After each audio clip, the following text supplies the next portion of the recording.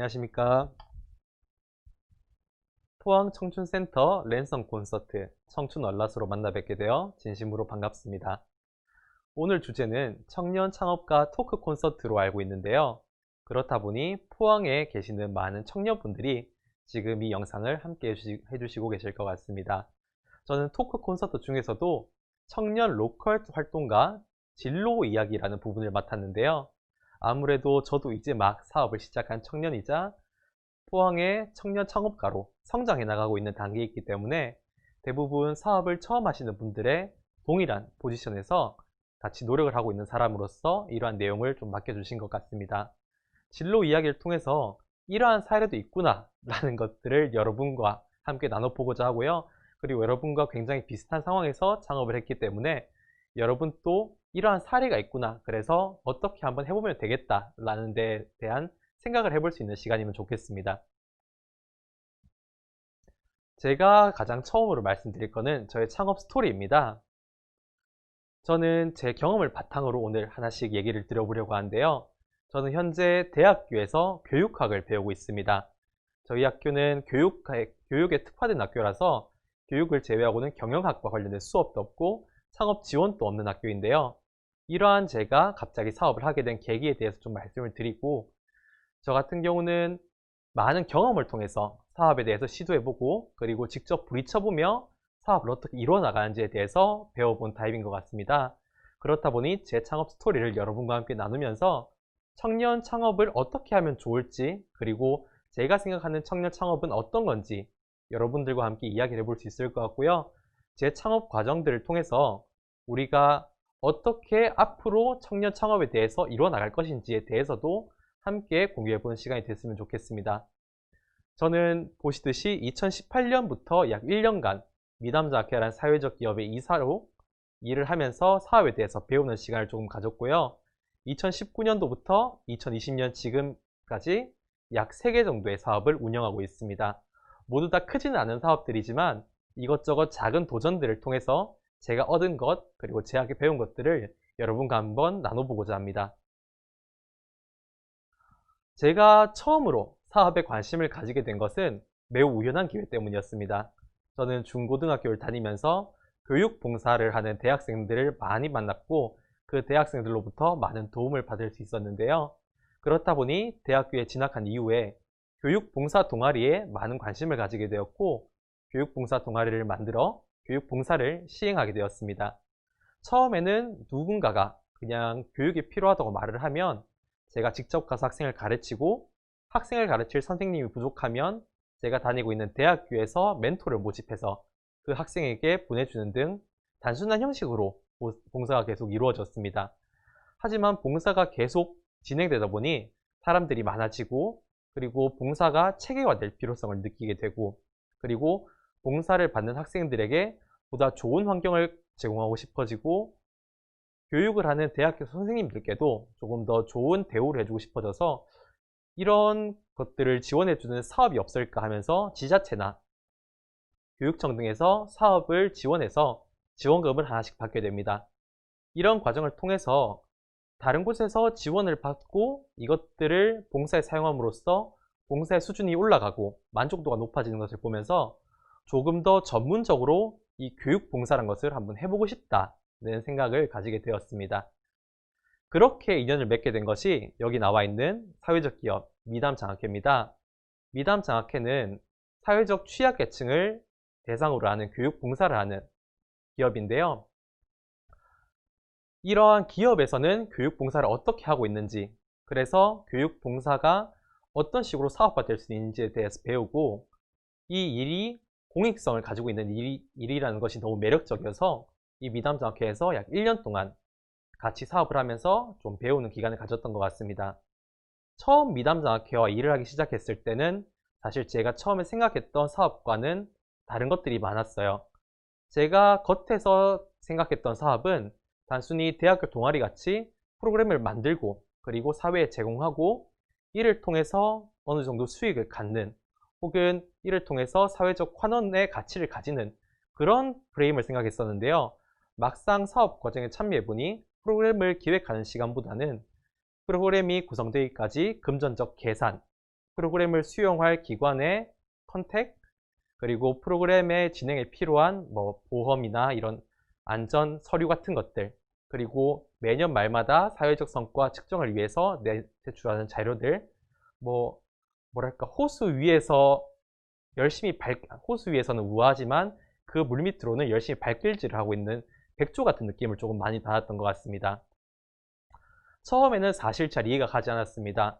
단순히 학생들을 가르치는 일에 뭐가 이렇게 많은 행정적인 절차가 필요한 건지, 이러한 것들이 되게 의미 없어 보였고, 사실 사업에 대한 환상도 조금씩 깨져가는 시기가 있었습니다. 하지만 6개월 정도 지났을 무렵 이 사업의 문서들이 조금씩 보이기 시작하고, 이 문서들을 만드는 이유나 타당성에 대해서 한번 다시 생각해 보게 되고, 이런 법과 제도 사이에서 호응하는 기업체를 바라보면서 이런 것들이 뭔가 다 의미가 있구나, 그리고 이러한 체계들이 복잡하지만 따랐을 때 그 유익이 다 있어서 이러한 기업들이 이렇게 행동을 하는구나 라는 부분을 많이 느끼게 됐고, 그러한 룰들을 지켰을 때 우리가 얻을 수 있는 가치들, 그리고 우리가 확산시킬 수 있는 가치들이 분명히 존재하는구라는 걸 좀 배웠던 것 같습니다. 이때부터 한번 사업을 해보면 어떨까라고 생각을 했던 것 같습니다. 사회 취약계층을 대상으로 하는 교육사업이나 아니면 청소년을 대상으로 하는 사업을 통해서 사회의 가치를 창출하는 일을 하면서 기업적으로서 뭔가 면모를 한번 갖춰보고 싶다라는 생각을 하게 됐고, 그렇게 시작하게 된 게 2019년에 제 첫 사업 청출입니다. 미담 장학회에서 1년 동안 일을 배워보니까 이 기업체라는 것들이 어떻게 1년 동안 돌아가는지에 대해서 조금 알 수 있게 되더라고요. 그래서 이 청출을 통해서 이러한 것들을 제가 직접 한번 실현시켜 보고자 한 20명 정도의 청소년들과 포항에서 함께 만들게 되었습니다. 청출은 비영리 법인이라는 체계를 택하고 있는데요. 이는 수익을 창출하려고 하는 목적이 아닌 포항 청소년들이 수도권에 비해서 열악한 교육 환경과 문화 환경을 가지고 있다는 점을 알고 이를 해결하기 위해 공익적인 활동을 하기 위해 설립한 단체이기 때문입니다. 여기에 동감하는 많은 청소년들이 모여 2019년 1월경에 약 30명에서 30명 정도의 청소년과 함께 창립을 하게 됐는데요. 이러한 목표에 따라 위에서 볼 수 있듯이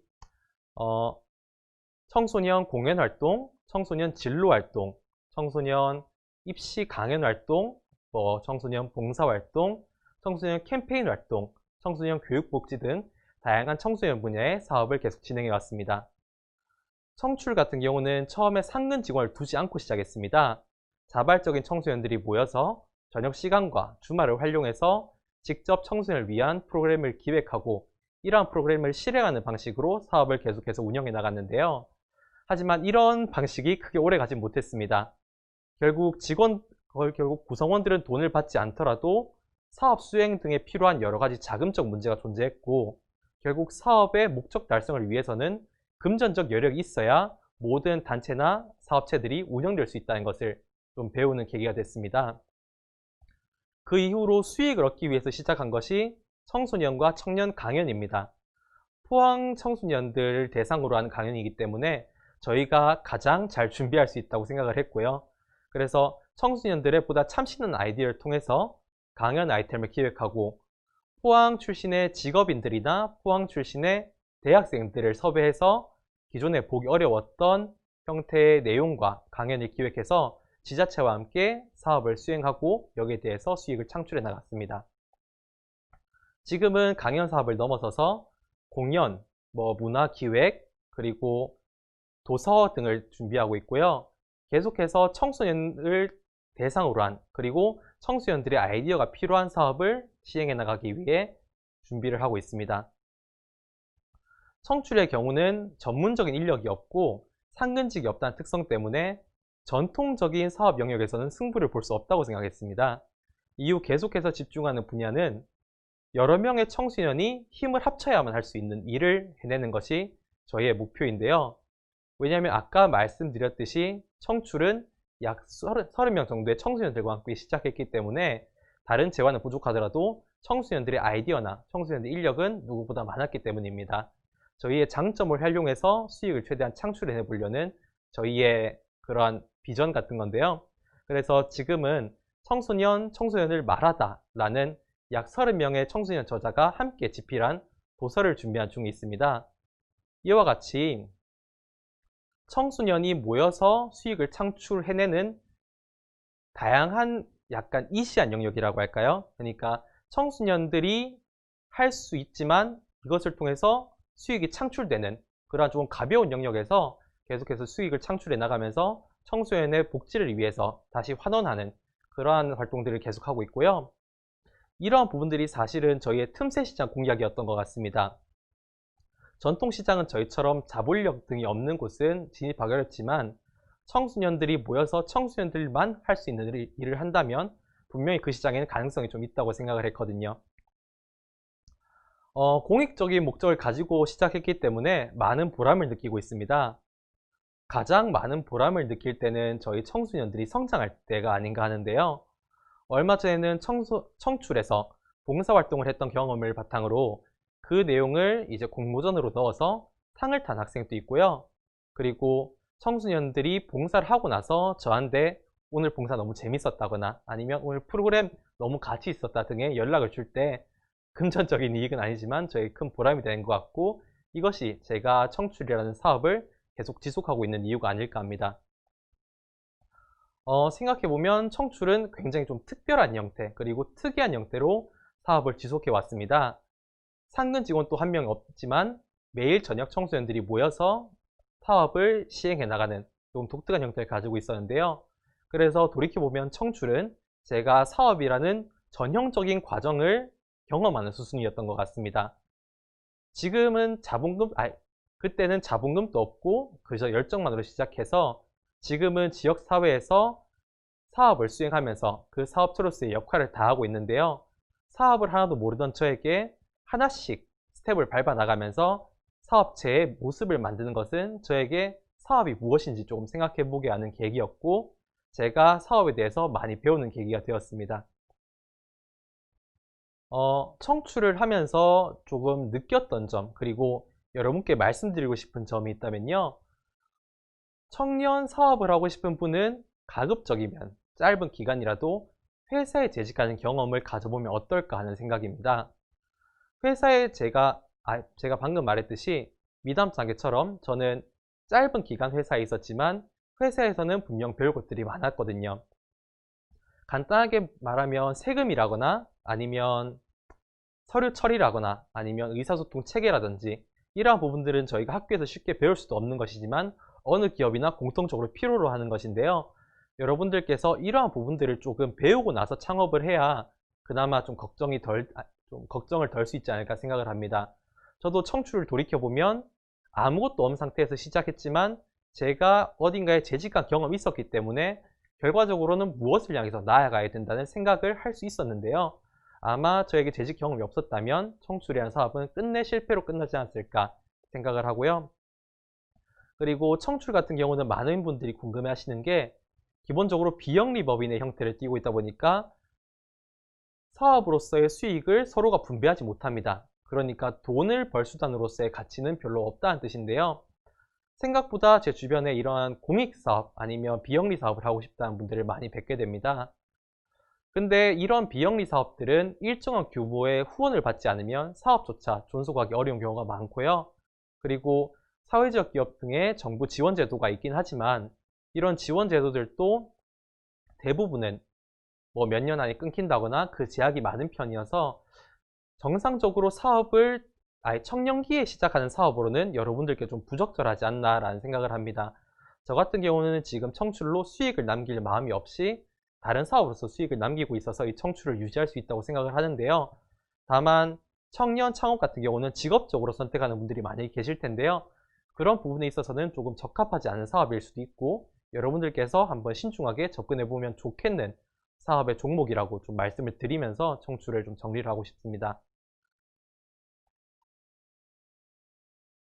청출 다음으로 제가 시작하게 된 사업은 성문사입니다. 성문사는 참 우연한 계기로 시작을 하게 되었는데요. 자, 올해 그 로스쿨에 재학하고 있던 학생 한 분이 저한테 연락이 와서 요새 공부할 책이 너무 없다고 하는 겁니다. 아니 근데 로스쿨생들이 왜 공부할 책이 없냐고 물어보니까 로스쿨은 매년 초에 변호사 시험을 치게 되는데요. 그렇기 때문에 그 출판사들은 변호사 시험을 치기 전에 학생들이 공부할 수 있는 변호사 시험용 교재를 출판하고 있었습니다. 근데 2020년에 변호사 시험을 한글로 된 법전으로만 치겠다고 교육부가 발표를 했는데요. 출판사들은 이미 한자와 한글이 혼용된 법전을 내고 있었기 때문에 이 한글 법전을 내지 않고 기존에 있는 물량을 팔려고 계속 생각을 하는 터라 학생들이 한글로 된 법전을 보고 공부를 해야 되는데 계속해서 한자와 한글이 혼용된 법전을 봐야 돼서 많은 어려움을 겪고 있다고 저한테 얘기를 해주었습니다. 저는 그 얘기를 듣고 불현듯 아무도 내지 않는 상황에서 내가 한글로 된 법전을 낸다면 이 로스쿨생들이 내 책을 다 사주겠구나 라는 생각을 했고요.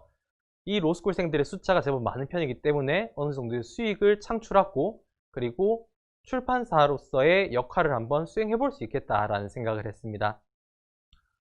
법전을 출간한다고 하면 다들 어렵게 생각하시지만 사실 법전은 체계가 별로 어렵지 않은데요. 네이버에 검색하셔도 법을 볼 수 있듯이 그런 법들을 편집 체계에 맞춰서 그냥 일렬로 나열해 놓고 보기 쉽도록 책을 다듬어서 내는 작업 정도밖에 없습니다. 그래서 제 주변에 로스쿨 다니는 분들이나 아니면 제 주변 변호사분들의 도움을 받아서 이 변호사 시험 법전을 만들었고 이제 출판을 하게 되었습니다. 성문사는 제가 사업 중 가장 큰 위기를 겪었던 사업체인데요.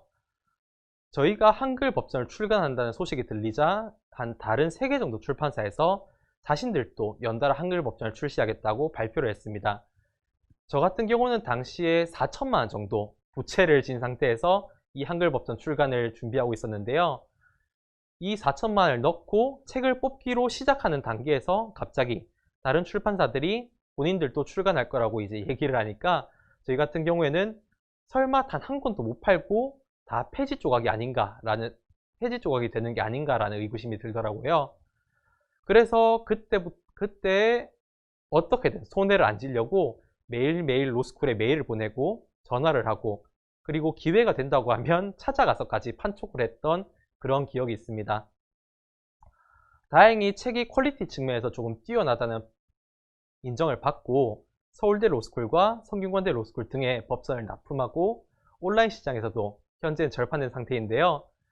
지금은 변호사 시험을 앞두고 있어서 이번 변호사 시험이 끝나기 전까지는 새롭게 법전을 출시하기 어렵지만 이번 변호사 시험이 끝나고 이제 다음 시즌이 다가온다면 또다시 변호사 시험 법전을 출간하지 않을까 이런 생각을 하고 있습니다. 이 성문사 같은 경우는 조금 많이 독특한 형태를 가지고 있습니다. 성문사도 상근 직원도 한 명도 없고요.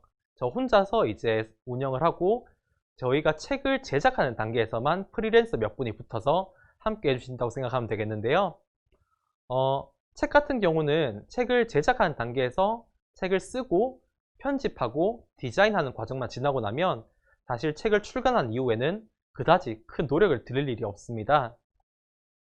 그리고 책의 판매 경로, 그러니까 뭐 예스24나 이런 것 같은 경우에는 이미 경로가 너무 다 잘 갖춰져 있어서 저희가 책을 납품해 놓고 사실 크게 신경을 쓰지 않고 있어도 잘 판매가 되고요. 그래서 평소에는 한 명의 직원도 두지 않고 가만히 있다가 책을 만들 때만 이제 TF팀처럼 꾸려서 사업을 운영해 나가고 있습니다. 이러한 형태는 아마 회사가 커진다고 해도 저희가 크게 바꾸지 않을 것 같은데요. 저는 이 사업이 최근 말하는 N잡러와 비슷한 형태가 아닌가 합니다. 두 가지 직업을 가진 투잡을 넘어서서 3잡, 4잡까지 나오는 지금 세대에 인터넷이 발달하고 직업이 잘게 쪼개어지면서 N잡러라는 얘기가 나왔는데요. 저는 이 성문사라는 일을 한 2주에서 3주 정도 바짝 일해서 책을 한 권 낸 다음에는 사실 연간 크게 거들떠보지도 않는 그런 사업체로서 조금 어떻게 보면 부업의 형태를 가지고 있는 것 같습니다. 이렇게 인터넷이 발달되고 모두가 연결되는 세대에 꼭 계속 붙어서 하나만을 잡고 있는 게 정확한 직업의 정의는 아니라는 생각이 조금 듭니다. 수익 창출 구조만 정립이 된다면 필수적인 시간과 인원만을 투입해서 소득을 창출하고 또 다른 일에 시간을 집중해서 여러 일로서 돈을 벌어가는 형태가 지금 시대를 살아간 사람들에게 조금 필요하지 않은가라는 생각을 가끔 해보기도 하는데요. 아마 지금 이 강의를 듣고 계시는 분들은 대학생이시거나 아니면 고등학생도 계실 거고 혹은 청년 시기에 창업을 준비하는 분들도 계실 것 같습니다. 처음부터 너무 모든 걸 걸고 사업을 하실 필요는 꼭 없다는 생각이 들었어요. 대학생도 굳이 휴학을 하지 않더라도 자기가 제품을 만들어서 인터넷에 파는 정도의 간단한 창업을 해볼 수 있고요. 사업을 하나 하고 계시는 분들도 다른 사업을 하나 추가해서 한번 시험적으로 소득을 테스트 해보는 것도 저는 굉장히 괜찮은 형태라고 생각을 합니다. 그리고 다만 성문사, 이제 마지막으로 성문사 말을 끝내기 전에 제가 성문사를 통해서 느낀 것 한 가지를 더 말씀드리자면요. 모든 사업은 시작하기 전에 위험 부담을 아주 과대평가해서 생각하는 습관이 필요하다고 생각을 합니다. 한글 법전은 처음 출간할 때는 위험성이 거의 없다고 생각을 했습니다.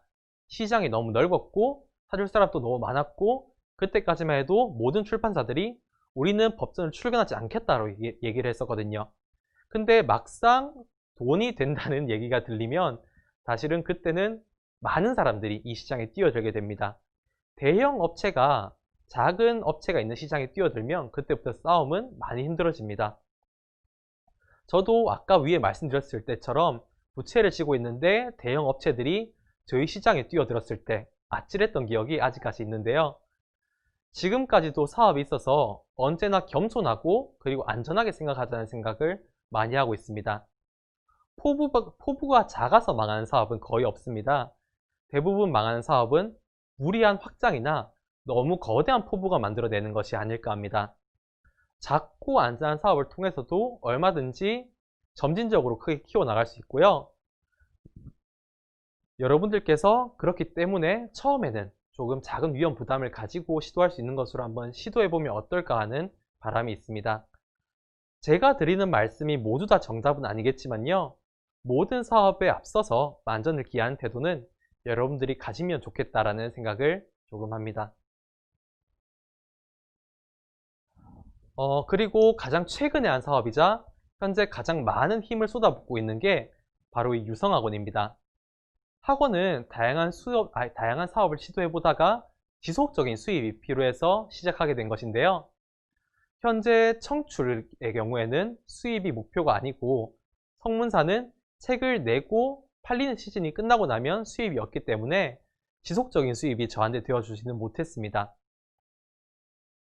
제가 유성학원을 처음 창업할 당시에 가장 많이 고민한 부분은 지속적인 수입 창출이 가능한 모델이냐에 관한 것이었습니다. 그리고 이후에 직업으로서 이 사업체를 계속해서 영위해 나갈 수 있겠느냐에 대한 부분이 있었는데요. 그러기 위해서 마음속으로 정한 몇 가지 부분이 있습니다. 첫 번째로는 저의 전공과 맞아야 된다는 것입니다. 전공과 맞아야 제가 지속적으로 전문성을 보여줄 수 있고 앞으로 제가 대학을 졸업하고 나아갈 영역에 도움이 될 것이라고 생각을 했습니다. 저 같은 경우에는 청소년들에 대한 교육을 계속 해왔고 기존 입시 등에 대한 강연도 많이 해왔기 때문에 이 부분에 있어서 저의 전공성과 전공과 저의 학원이란 사업 자체가 잘 맞아 들어가서 이 사업을 시도하게 된 것 같습니다. 그 다음으로는 아까 위에서도 말씀드렸듯이 수익 창출이 지속적으로 가능한 모델이기 때문이었습니다. 성문사와 같은 사업자는 책을 내고 나서 일정 기간이 지나버리면 수익이 많이 줄어들게 됩니다. 그리고 이 수익을 가져다 줄 책들을 정기적으로 출간하는 데는 사실 시기적인 어려움이 있습니다. 그리고 청출 같은 경우도 올해 코로나 때문에도 위협이 많았는데 매년 일정한 만큼의 사업을 하지 못하면 갑작스럽게 수입이 감소하게 되고 외적인 요인에 굉장히 많이 영향을 받다 보니까 사실 저에게 지속적인 수입은 아니라고 느껴졌고요. 그리고 그렇기 때문에 학원 같은 경우에는 사실 한 번 학생이 유입되고 나면 그 학생이 빠져나가는 일은 그렇게 많지 않습니다. 그래서 이 유성학원이란 것이 저에게 조금 지속적인 수익이 될 수 있겠다라는 생각을 했습니다. 그리고 사업 초반부터 수익을 창출할 수 있다는 것도 저에게 굉장히 큰 메리트인 것 같습니다. 청출 같은 경우도 초창기 사업 수익을 창출하기까지 제법 오랜 시간이 걸렸고요. 생각보다 많은 사업들이 이 손익분기점을 넘기까지 어느 정도 시간이 필요하다고 얘기를 많이들 합니다. 실제로 유명한 사업가들은 전부 다 사업을 시작할 때 1년치를 버틸 수 있을 정도의 자본을 남겨둔 상태에서 사업을 시작하라고도 많이 하는데요. 학원 같은 경우는 제가 이미 알고 있는 학생들이 많이 있었고 저희 학원으로 유입될 환경에 있는 학생들이 굉장히 많았기 때문에 제가 첫 달부터 이 적자의 위협에서 벗어나서 사업을 운영할 수 있겠다는 생각에 좀 창업하게 된 것 같습니다. 이러한 창업의 이유가 다 정해지고 나서는 그 다음에는 이 학원을 어느 정도의 규모로 창업하느냐를 고민하는 시기였던 것 같습니다. 교습소라는 작은 형태로 창업을 할 수도 있겠고요. 그리고 좀 큰 학원으로 창업을 할 수도 있는 등 조금 많은 선택지가 저희한테 있었는데요. 저희 같은 경우에는 수익 모델에 확신이 있었기 때문에 조금은 큰 학원으로 저는 시작했습니다. 수익 모델이 첫 달부터 손익분기점을 넘길 거란 확신이 있었기 때문에 조금 과감한 시도를 할 수 있었다고 생각을 하는데요.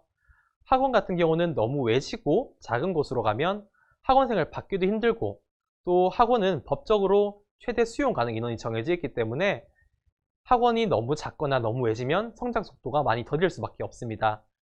그리고 만약 학원 원생이 너무 많아져서 학원을 옮기게 된다고 하면 학원을 옮기는 데 드는 비용과 그리고 학원을 따라오지 않을 친구들에 대한 손실까지 나중에 다 물어야 되는 걸 생각을 하니까 확신이 있다면 처음부터 조금 큰 곳을 하는 게 좋겠다는 생각에 그렇게 시작을 하게 됐고요. 사실 이러한 부분은 카페에서 좀 많이 나타난 것 같습니다. 이러한 카페 같은 경우에는 처음에 사업에 확신이 많이 없으신 분들이 작은 규모로 시작하는 경우가 조금 많이 보이는데요. 카페가 장사가 잘 되는 듯 하지만 카페 규모가 작아서 앉을 좌석이 거의 없고 이 때문에 동시에 받을 수 있는 손님의 수가 제한된다면 분명히 사업 성장에 큰 지장을 받을 것입니다. 만약 이러한 문제로 중간에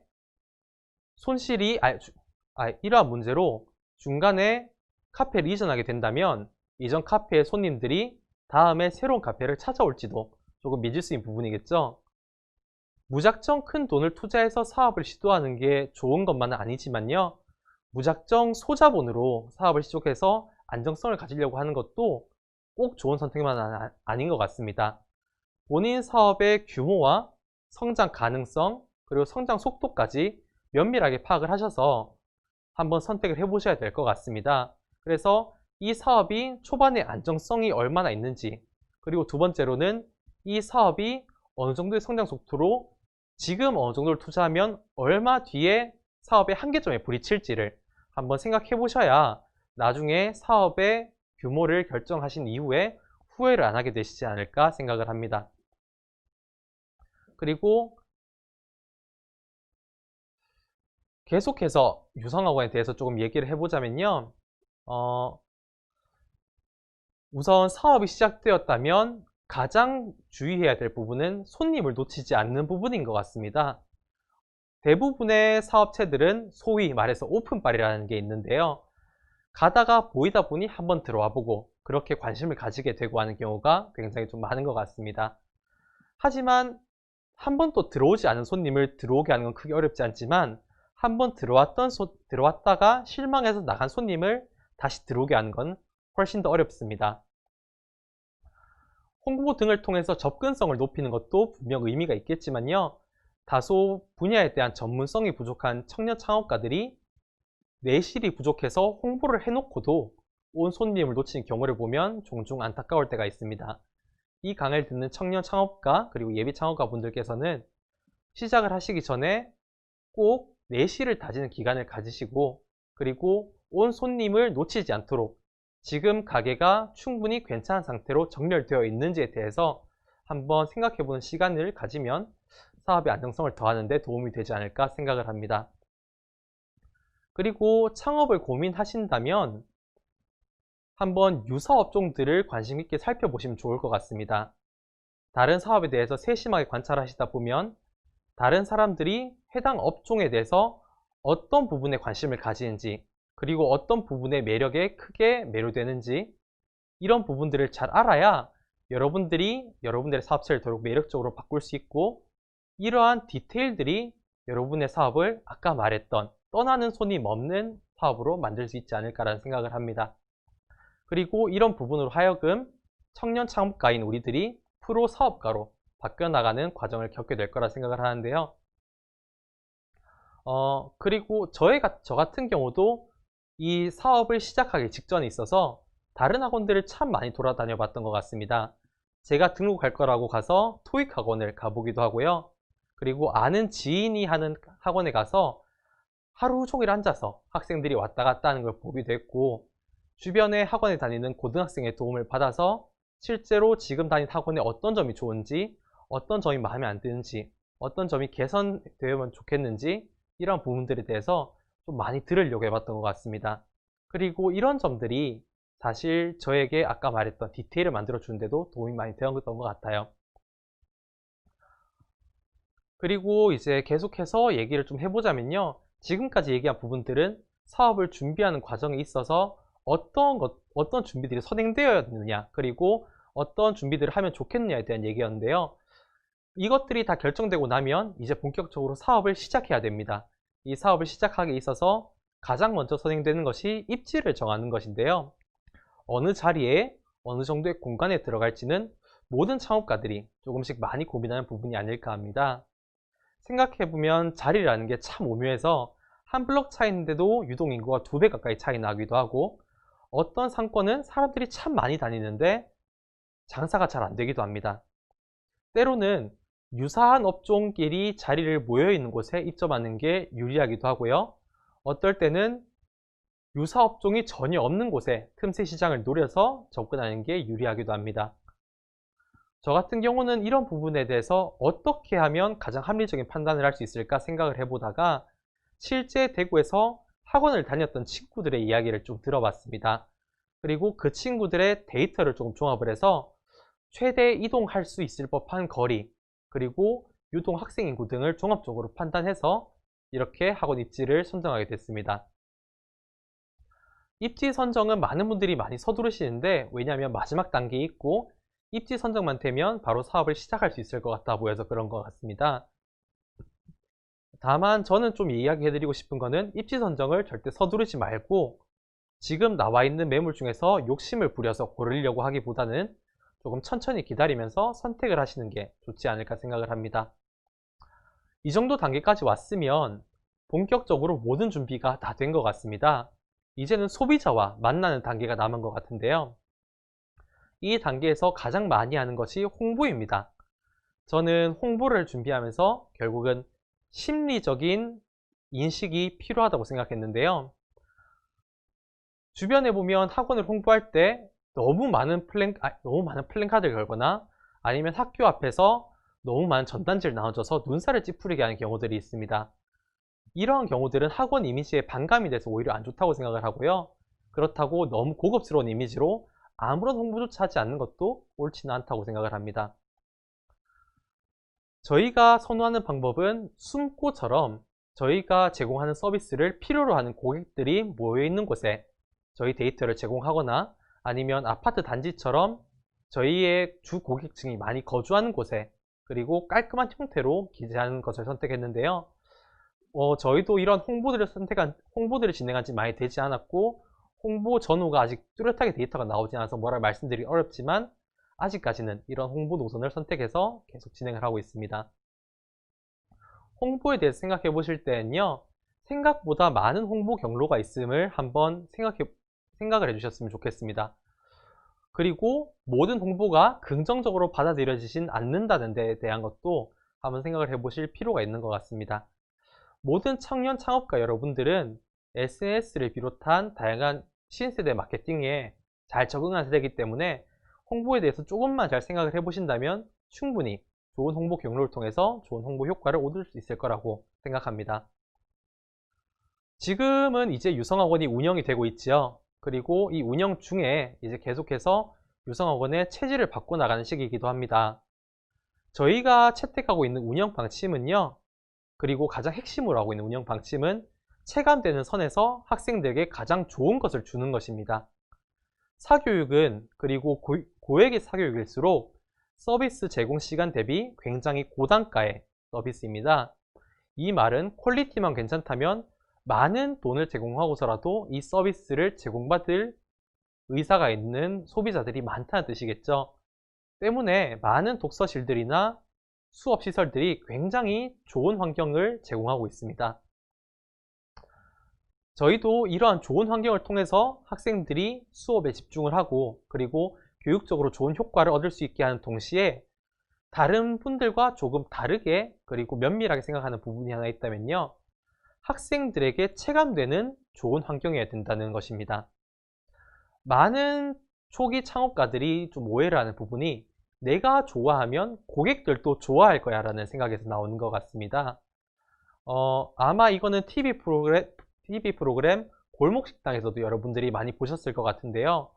종종 백종원 대표님이 단가를 줄여라 라고 얘기를 하시면 업주들이 싫다고 고집을 부리는 장면들이 종종 연출이 됩니다. 우리는 이러한 것들이 TV에만 있는 줄 알지만 사실 우리 주변 카페 같은 데서도 굉장히 많이 찾아볼 수가 있는데요. 카페에서 음료를 담기 위해 사용하는 컵이 굉장히 고가라거나 아니면 카페 음악을 틀기 위해 구비해둔 스피커가 일반인들은 알아챌 수 없을 정도의 하이엔드급의 오디오 스피커라거나 단순히 점주가 좋은 것을 갖추기 위해서 과한 투자라는 경우를 저희는 좀 많이 보아왔습니다. 그러면 금전적인 노력에 비해서 소비자들이 느끼는 것이 많이 반감되게 되고 그리고 그 돈으로서 제공할 수 있는 더 좋고 많은 서비스들을 제공하지 못하게 됩니다. 소위 말해서 서비스에도 가성비가 필요하다는 얘기인 것 같습니다. 무언가를 시도할 때는 꼭 손님의 입장에서 그리고 사업체의 재정 상태를 생각해서 판단하시길 좀 권해드립니다. 저희가 한 끼에 20만 원씩 하는 참치 오마카세 집이 아니면 물컵이나 젓가락에 큰 신경을 두지 않듯이 사실 모든 소비자들이 사업에 대해 겉에서 사업을 바라보는 태도도 이와 비슷하지 않은가 합니다. 유성학원은 이제 이런 것들을 갖추고 미래의 비전을 고민해야 되는 시기를 거치고 있습니다. 어느 정도 사업이 안정된 시기 이후에 비전과 성장을 고민해야만 사업의 다음 단계를 넘어갈 수 있다고 생각을 합니다. 이미 창업을 고민하시는 분들은 각자의 목표를 가지고 사업에 임하셨을 겁니다. 좀 뻔하지만 저와 유성학원의 최종적인 목표는 좋은 교육을 제공하는 것입니다. 지금까지 유성학원에 대해서 쭉 말해왔던 것들이 외관이라면요. 이제부터 유성학원이 정말로 필요로 하는 것은 본질적인 아까 말했던 교육의 부분인 것 같습니다. 위에 아주 많이 사업에 대해서 준비하는 과정에 대해 이야기를 했지만요. 결국은 그 학원이란 사업의 본질은 공부를 배우고 성적을 올리는 곳입니다. 지금까지 가진 사업적 자산을 뛰어넘는 목표를 이루기 위해서는요. 아주 본질적인 교육에서부터 내실을 쌓아가서 훨씬 더 차별화된 모습을 보여줄 수 있어야 이 사업을 최종적인 성공까지 견인할 수 있다고 생각합니다. 결과적으로 모든 사업은 본질을 추구하지 않으면 넘어지게 되어 있습니다. 계속해서 카페를 예시로 들게 되는데요. 인테리어와 입지가 매우 좋은 카페임에도 불구하고 손님이 없다면요. 그 카페는 필시 커피 맛이 별로 좋지 않을 겁니다. 하지만 여러분이 굉장히 구석지고 허름한 카페가 장사가 잘 되는 것을 본다면요. 그 카페는 필시 커피 맛이 좋을 겁니다. 전 이것이 사업의 본질이라고 생각을 합니다. 저희 주변 포항에서도 볼 수 있는데요. 포항에서도 골목 같은 데 들어가면요. 여기가 음식점을 할 수 있는 자리인가 싶을 정도로 의구심이 드는 곳에 음식점이 굉장히 잘 되는 경우가 많이 있지요. 아마도 이런 사례가 또 여러분들도 실제로 체감할 수 있는 사례가 아닌가 생각됩니다. 소비자는 매년 똑똑해지고 있습니다. 최근 학부모 상담을 할 때면요. 학부모님들이 저희보다 더 관심이 많고 더 많은 지식을 알려고 노력하는 모습도 보입니다.